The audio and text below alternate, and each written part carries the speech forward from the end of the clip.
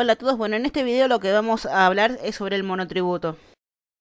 Bien, para empezar vamos a definir qué es el monotributo, que es un régimen opcional y simplificado para pequeños contribuyentes. ¿Por qué hago esta pequeña distinción ahora? Porque hay dos clases de contribuyentes, ¿sí? Está el gran contribuyente o el mediano y el pequeño contribuyente, ¿sí? El grande y el mediano, ¿sí? Se va a enfocar en lo que es el régimen general, que es otra clase, ¿sí? De contribuyente que tiene quizás más capacidad económica. En cambio, el monotributista es para el pequeño contribuyente y quizás puede llegar a tocar un porcentaje de los medianos contribuyentes, ¿sí? ¿Por qué? Porque todo va a depender de varios factores que vamos a ver a continuación. El monotributo en sí va a consistir en un tributo integrado, ¿sí? De cuotas fijas, ¿sí? Es decir, que todos los meses vamos a pagar lo mismo. Y tiene dos componentes, ¿sí? Por un lado está el impuesto integrado y por el otro lado está el impuesto previsional.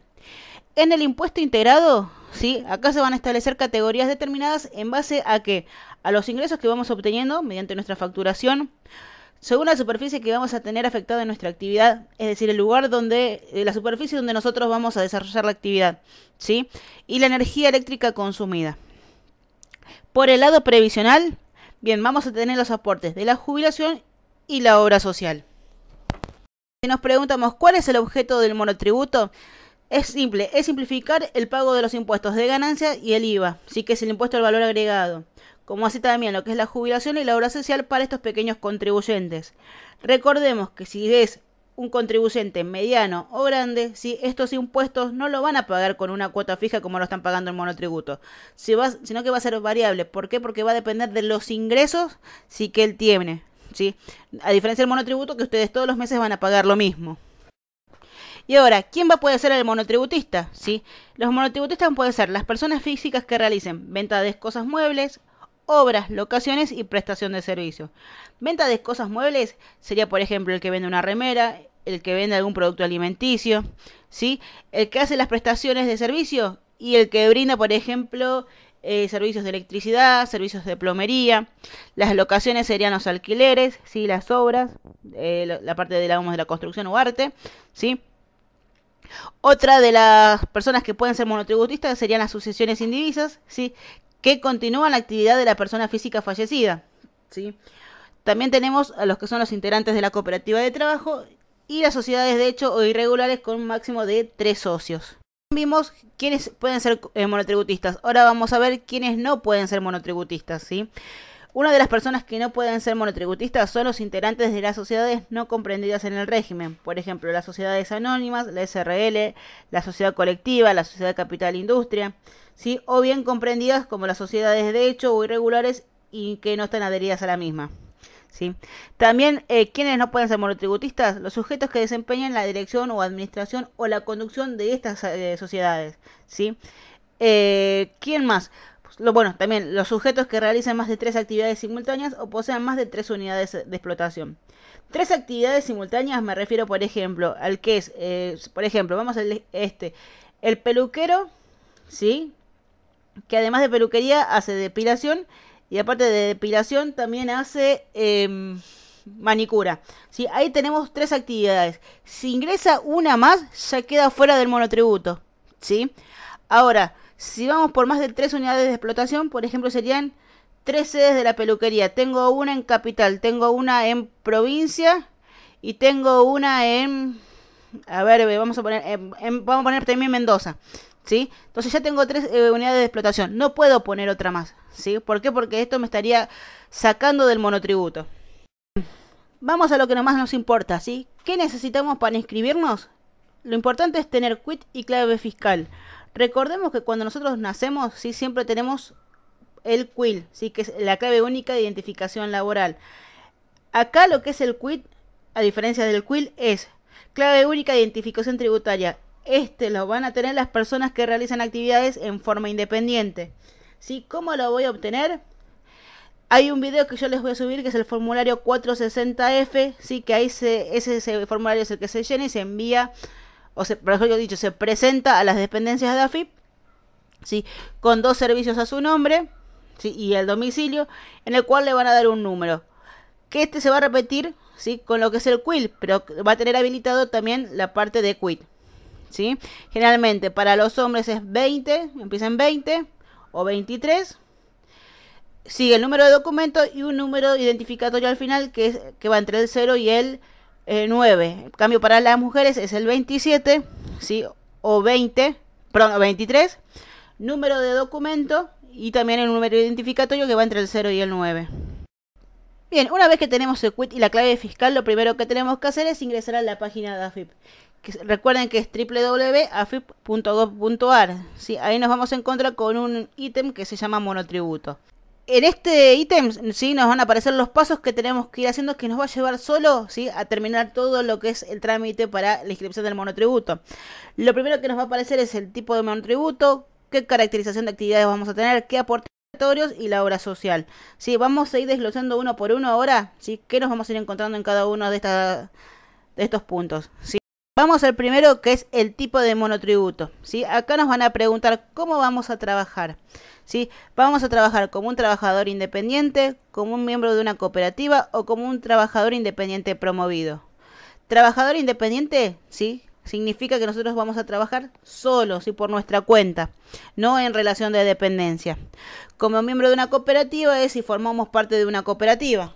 Y el trabajador promovido tiene que ver más que nada con los trabajadores que recién arrancan pero por una inclusión social, ¿sí? O una promoción de un trabajo permanente. La segunda pregunta que nos hacen es sobre la caracterización de actividades. Acá vamos a indicar, ¿sí? Cuál va a ser nuestra actividad que vamos a realizar. Vamos a detallar la fecha, ¿sí? En qué fecha empezamos a trabajar, ¿sí? O en qué nos, queremos anotar como monotributista. ¿Cuáles van a ser nuestros montos de facturación? Recordemos que ustedes me van a decir, bueno, pero si yo recién arranco, ¿cómo sé cuáles son mis montos de facturación? Va a ser, el primer tramo va a ser algo estimativo. Si ustedes cuánto creen que van a ganar. ¿Sí? Recordemos que si ustedes arrancan este año no se pongan como una meta alta, ¿sí? Bien, y otra de las cosas que nos van a preguntar son sobre los locales, ¿sí?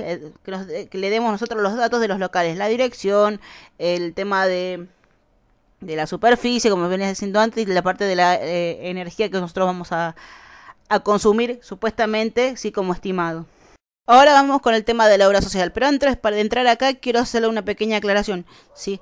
Recordemos que anteriormente yo había dicho que el monotributo ustedes iban a pagar la parte de un impuesto integrado y la parte previsional. ¿Sí? ¿Recuerdan? Bien, recordemos otra cosa. ¿Sí? Si nosotros trabajamos en relación de dependencia, ¿sí? Nuestro empleador ya está pagando la obra social, ¿sí? Y los aportes jubilatorios. Es decir, que como trabajador en relación de dependencia, esta parte queda descartada del monotributo. Es decir, que nosotros vamos a pagar solamente la parte impositiva, ¿sí? La parte de este impuesto integrado. Ahora, si nosotros somos o jubilados, ¿sí? O somos trabajadores en forma independiente, sí vamos a pagarle esta parte de la obra social y los aportes jubilatorios, ¿sí? Bueno, y esto es una de las grandes ventajas, porque aquellos que trabajan en forma independiente, sí, van a tener derecho a elegir una obra social. Las obras sociales, sí, la pueden elegir o por rubro o por ustedes que tengan algún contacto que crean que la obra social es muy buena, entonces se pueden anotar. Si no es acá, por ejemplo, que el rubro es zapatería, entonces yo voy solamente a la obra social de los zapateros. No, acá ustedes pueden elegir, ¿sí? La obra social que ustedes quieran o que crean más conveniente para su gusto. Bien, una vez que ya le dijimos a la AFIP, ¿sí? ¿Cómo vamos a trabajar? ¿Qué hora social elegimos? ¿Cuáles son los datos de la actividad y de los locales que nosotros tenemos para realizar nuestra actividad? Bien, la pregunta sería, ¿qué tengo que hacer después para darme de alta con todo esto? ¿Sí? Primero, ¿sí? Ustedes van a tener que ir a la obra social que eligieron y presentar todos los datos con respecto al monotributo que hacen referencia a la obra social, ¿sí? Por otro lado, le van a dar una declaración jurada de salud. ¿Sí? Ustedes van a entrar a la página una vez que se inscribieron y le van a dar esta declaración jurada de salud. ¿Qué es esta declaración jurada de salud? Es nada más que un documento que va a ser indispensable, ¿sí? Para evaluar, ¿sí? Su estado de salud, ¿sí? Esto va a ser como parecido a un tipo de seguro, ¿sí? Para el Estado. En el caso que ustedes sufran algún tipo de discapacidad o algún accidente, ¿sí? El Estado les va a proporcionar un subsidio. Y por último, lo que tenemos que hacer es, una vez que tenemos todo, ¿sí? Habilitar los medios de facturación.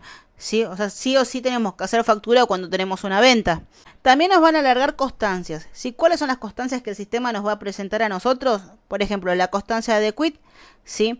Que este va a servir para presentar al momento de realizar algunos trámites, ¿sí? Como por ejemplo cuando vas a la imprenta para imprimir el talonario de facturación, o cuando tenés que ir a la obra social para presentar que vos realmente sos monotributista, entonces esta constancia te lo piden, ¿sí? Recordemos que tiene una vigencia de 15 días, pero que se va renovando automáticamente.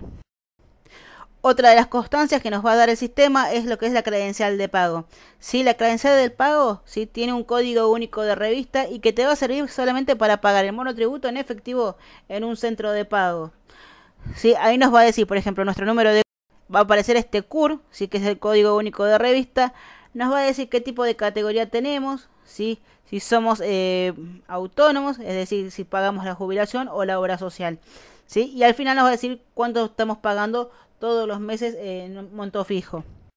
Recordemos también que el pago a través de los medios electrónicos se hizo obligatorio por parte de la AFIP, ¿sí? Más allá de que podemos pagar algo en efectivo, la AFIP siempre recomienda que sea todo electrónico, más que nada para un control de ellos y en cuanto a nuestros movimientos bancarios que tenemos. Por último, nos va a alargar lo que es el formulario de data fiscal. Esto nos vamos a encontrar en muchos negocios con este dibujito que aparece acá arriba, perdón, acá abajo, que dice formulario 960, que está en celeste, sí, que aparece con el código QR.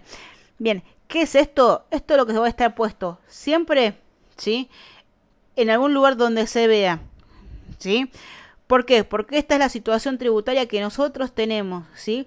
Frente a cualquier persona que venga, ya sea de la AFIP o algún contribuyente. En esta constancia, ¿sí? O en este formulario, mejor dicho, va a figurar cuáles son los medios de pago que nosotros aceptamos, ¿sí? Por ejemplo, efectivo, la tarjeta de débito, otros medios, la tarjeta de crédito, ¿sí? Y en el QR, ¿sí? Ahí, si nosotros los escaneamos con el celular, lo que nos vamos a encontrar es con nuestra constancia de quit, ¿sí? Y también nos va a decir, bueno, a ver, cuántos empleados tiene este lugar, que también le sirve para la otra persona para denunciar en caso de que lo que ustedes hayan puesto en esa constancia no se refleje con la realidad. Si ustedes, por ejemplo, pusieron no tienen empleados y de golpe esta persona entró y hay como 5 empleados, esta persona los puede denunciar, ¿sí? Pero recordemos que esta constancia es obligatoria, siempre tiene que estar. Bien, hasta acá en grandes rasgos vimos lo que es el monotributo, ¿sí? Voy a armar un próximo video en el cual voy a explicar ¿sí? Cómo se forman las categorías del monotributo, ¿sí? Para que ustedes tengan en cuenta el cálculo para ver en qué categoría les corresponde. Así que bueno, espero que les haya servido el video.